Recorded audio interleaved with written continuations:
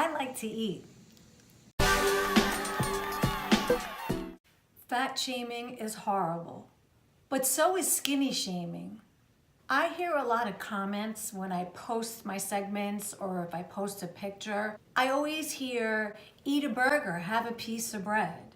Saying something to someone about being too skinny is just as hurtful as saying to someone they're too fat. Everybody in my family is very small framed.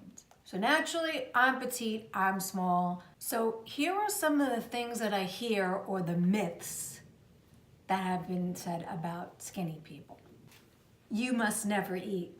Have you seen my taste test videos? She must be anorexic. Just because someone's skinny doesn't mean they're anorexic. Who wants to vomit? That's so gross. And I'm Jewish. We don't waste food. And I married an Italian man. Italians love to eat. Oh, you probably work out constantly. I work out 10 minutes a day or so in the morning to get me going. But it's the other things I do in my life that keep me fit. Let me explain.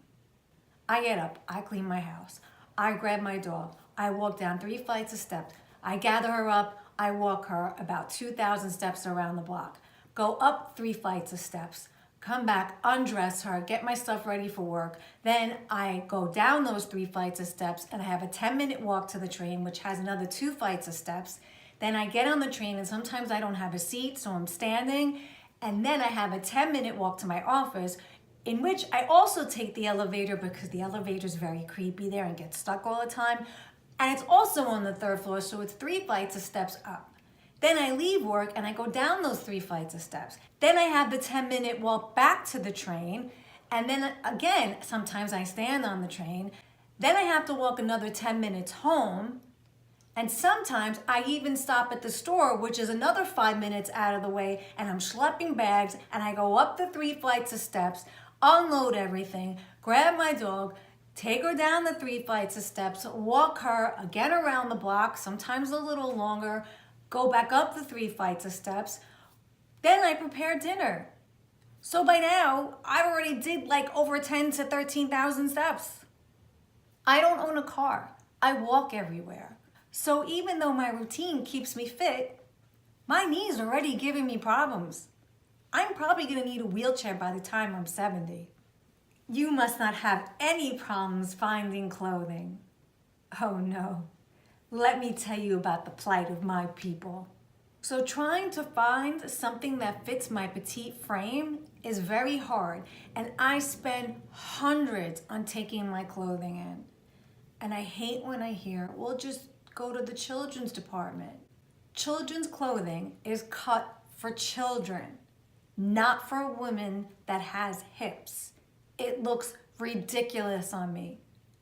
Plus, have you seen the patterns? I look like one of those adults trying to still look like a child. I'll be on some show like I still want to be a baby. Technically, I'm a 00, but about 5 to 8 to 10 years ago, I would have been a size 2.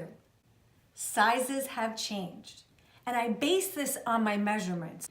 The sizing in America is really not according to actual inches.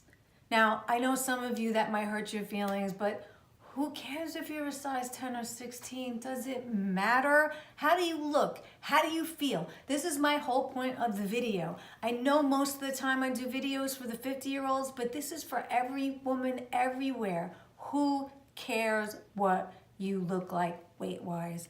It doesn't matter. It doesn't make you a bad person. It doesn't make you a better person.